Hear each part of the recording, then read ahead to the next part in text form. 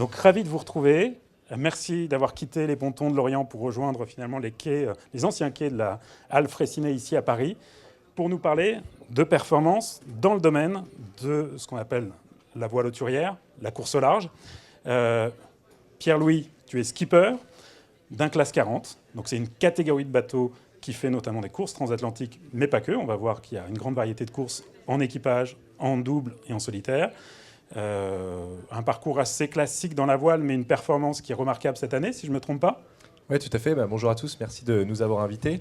Donc c'est vrai que nous, on a un projet qui s'appelle Vogue avec un Krone, qui a une petite particularité très rapidement, c'est que c'est un projet de course au large de haut niveau, puisqu'on vient de remporter le championnat classe 40 2024, donc le championnat qui est composé de l'ensemble des courses auxquelles on participe. Et pourquoi Vogue avec un Krone? Parce que moi je suis atteint d'une maladie de Crohn, donc qui est une maladie digestive, et dont on essaie de communiquer à travers le sport, et notamment à travers toutes ces courses comme la Route du Rhum, la Transat Jacques Vabre, des grands événements médiatiques.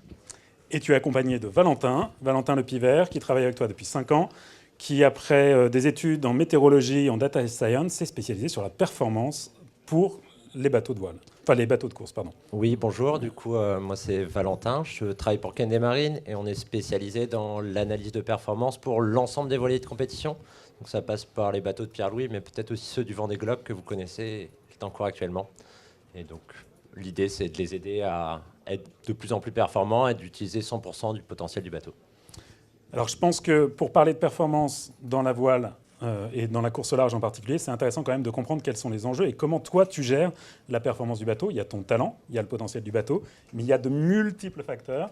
Est-ce que tu peux nous en dire un tout petit peu sur ce qu'il y a comme enjeux principaux ou principaux défis à bord d'un bateau comme le tien ?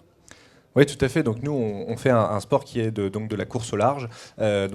Concrètement, on traverse les océans, par exemple comme l'océan Atlantique, sur des courses comme la Route du Rhum. Alors les enjeux pour nous, ils sont multiples. C'est qu'en course au large, on doit aller vite et au bon endroit. Et donc finalement, pour vous expliquer un petit peu la problématique, je vous ai fait un petit schéma très simple, mais qui va vous permettre de comprendre.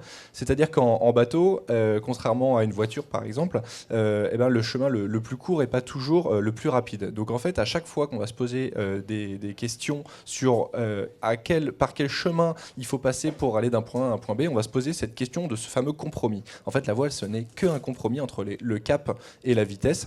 Vous voyez par exemple que là, mon petit bateau, pour rejoindre l'arrivée, je vais me poser la question, est-ce que j'accepte de faire un chemin plus court, donc de traverser une zone sans vent, et donc comme le vent, c'est notre moteur, d'être plus lent, ou est-ce que en contournant cette zone, je vais suffisamment accélérer pour compenser la route en plus que je vais faire pour arriver le premier. Et donc ça, c'est vraiment la base du problème stratégique qu'on a en course au large. Et donc pour résoudre ce problème, on va se servir bien sûr de notre expérience, mais aussi d'un certain nombre d'outils et certains qui vont nous intéresser. Je vous ai... Peut-être juste une petite remarque, ça n'est jamais aussi simple que sur le dessin que vous avez vu. Il y a à peu près 1 millier de routes, voire plusieurs milliers de routes possibles pour aller d'un point A à un point B. Oui, tout à fait. Et puis alors c'est vrai que là je vous fais un petit schéma, mais en fait la météo, c'est une succession d'événements, donc comme par exemple des dépressions et des anticyclones, qui sont des systèmes météo à grande échelle. Par exemple, là on arrive dans une période hivernale. Voilà, quand il se met à pleuvoir très fort avec du vent, c'est une dépression, et ça c'est des régimes de vent qui sont perturbés. Et donc il va falloir jouer un petit peu avec tous ces systèmes. Donc les outils que nous on utilise à bord, c'est ce logiciel qui s'appelle Adrena. Et donc vous voyez ces petites lignes de couleurs, ça c'est une prévision théorique de la route optimale. Et vous allez voir que tout l'enjeu pour nous, c'est finalement de nourrir ce logiciel pour avoir un ordre d'idée de la route qu'il faut utiliser. Et la grande difficulté dans tout ça, c'est justement de savoir quelles données on utilise et surtout comment on la capte dans un milieu qui est en perpétuel mouvement. Et juste après, pour vous permettre de bien comprendre nos problématiques, on a... principalement ces deux outils. Donc en fait, on utilise la polaire. Alors la polaire du bateau, simplement, c'est la traduction schématique d'une vitesse cible avec la force et l'angle du vent. C'est-à-dire que l'objectif pour nous, pour pouvoir faire ces fameuses prévisions de route, pour pouvoir nourrir le logiciel, on va se poser la question, voilà, si par exemple je navigue à 90 degrés du vent et qu'il y a 15 nœuds de vent, à quelle est la vitesse théorique que je peux atteindre, donc, et quelle est la vitesse maximum, mais aussi quelle est la vitesse réellement tenable, parce que quand on navigue sur nos bateaux, on navigue nuit et jour, et donc par exemple, exemple, quand je vais dormir un quart d'heure en laissant le pilote automatique barré, le pilote automatique il est moins performant que moi, donc quelle vitesse je suis réellement capable de tenir. Donc ça c'est une première partie du problème. La deuxième partie du problème c'est aussi quelle voile je vais utiliser. On a à bord de nos bateaux 8 voiles, chacune a une utilisation bien spécifique et donc on va avoir ces petites patates de couleurs qui à nouveau rentrent dans un tableau double entrée avec la force du vent et l'angle du vent. Et donc tout l'enjeu de l'analyse de performance qu'on va faire, ça va être de définir quelle est l'utilisation optimale de chaque voile et donc aussi ça va influencer nos choix. Du coup, la gestion de la performance, ça occupe combien de temps quand tu es sur une journée typique en course au large de 24 heures? Combien de temps tu passes à optimiser cette performance? Alors, Valentin vous l'a dit, on a le Vendée Globe qui est une course autour du monde en ce moment. Et c'est vrai qu'on a cette image du navigateur qui passe des heures cramponné à la barre, un peu à la Tabarly à l'ancienne. En réalité, le sport a bien changé. À bord du bateau, il faut régler les voiles, barrer parfois parce que le pilote automatique est moins performant que nous. Il faut manger, dormir, communiquer aussi parce qu'on a un sport entièrement financé par des sponsors, donc qui demande aussi un certain nombre de retombées médias. Et clairement, on passe énormément de temps devant l'ordinateur. Dans une journée, c'est à peu près un quart du temps qu'on va passer devant l'ordinateur à réfléchir à ce fameux problème stratégique et qui va évoluer au fur et à mesure de la course et aussi au fur et à mesure des prévisions météo. Un quart du temps, sans compter le temps nécessaire pour les manœuvres, pour un éventuel changement de voile, où tu vas devoir en plus réévaluer si les décisions que tu as prises produisent bien les effets escomptés.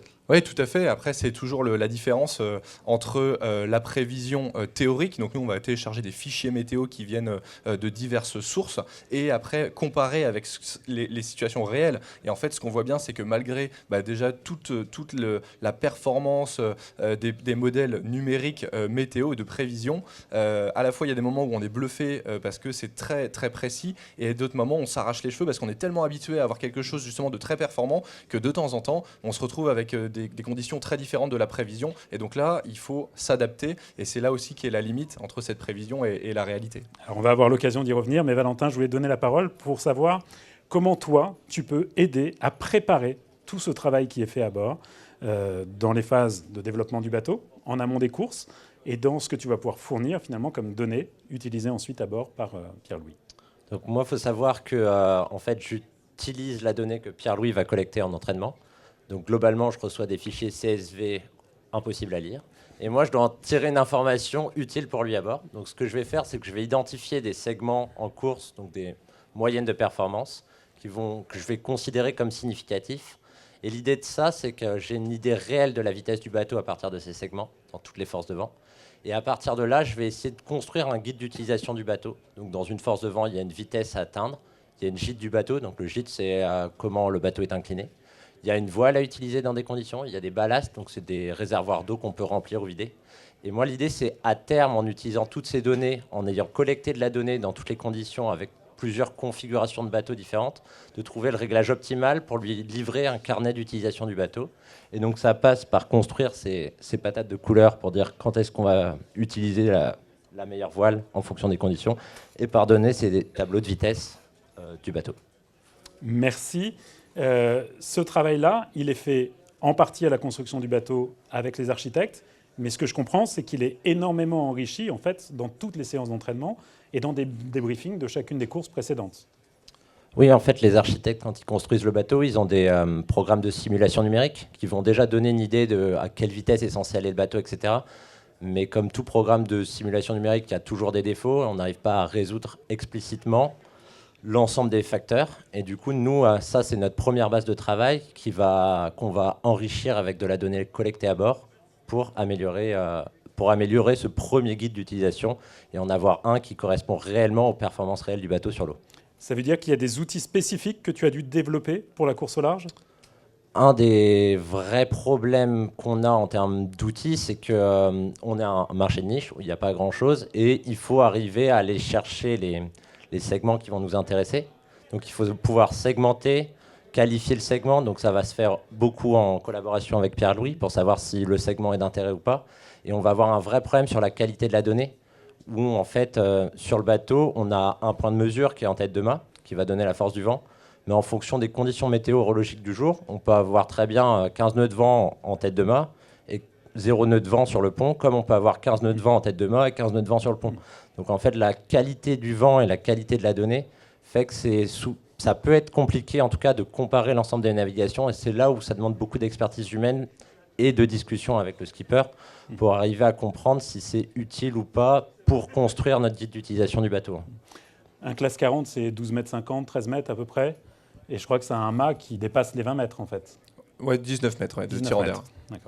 D'accord. Donc, effectivement, on voit qu'il y a cette fluidité toute relative du vent, qui a des effets aussi liés à l'élément marin en lui-même et la force des vagues, leur direction, les angles. Et tu nous parlais de l'assiette du bateau. Ce serait quoi les plus grands défis que tu as, toi, pour préparer cette donnée de qualité qui ensuite pourra servir à alimenter l'ensemble des modèles?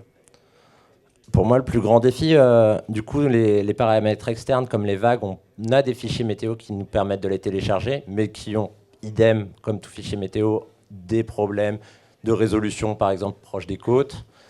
Donc, c'est quelque chose qu'il faut que je compare aussi par rapport à ce que Pierre-Louis il a pu voir à bord. Ensuite, sur la donnée, c'est sûr que, en fait, globalement, nous, ce qu'on va faire, c'est qu'on va faire une étude statistique sur l'ensemble des données qu'on a collectées pour construire ce guide d'utilisation du bateau. Mais le problème qu'on a, c'est comment qualifier la donnée, si elle est vraiment, fiable ouais, et utilisable dans toutes les conditions, ou si elle était utilisable que dans certaines journées, dans une condition très spécifique, où la conclusion ne sera pas vraiment valide sur l'ensemble du temps.